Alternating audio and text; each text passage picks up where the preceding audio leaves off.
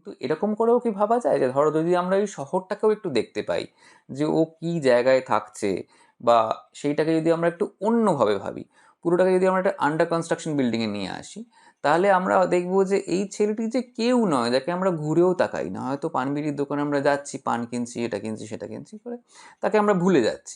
এবং সে আস্তে আস্তে যখন সে গ্রামে ফিরে আসে, সে সেখানে এসে একটা খুব ইম্পর্টেন্ট ক্যারেক্টার হয়ে ওঠে, almost becomes the antagonist right hand.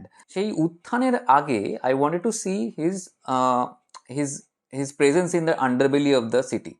তো সেইটা আমরা খুব ইন্টারেস্টিংলি তৈরি করতে পেরেছিলাম, সেখানে সমস্ত ডিপার্টমেন্টেরই সাহায্য ছিল।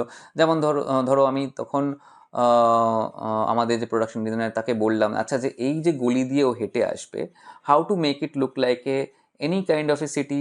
নয়টা তো বটেই, বাট ধরো আজকের দিনের একটু মডার্ন সিটি, ধরো কিছু আমরা বিল বোর্ডস লাগাতে পারি কি না, বা কিছু এমনও একটা জায়গাতে ওই আন্ডার কনস্ট্রাকশন বিল্ডিংটাকে আমরা শ্যুট করতে পারি কিনা যেখানে একটা ফ্লাইওভার রয়েছে।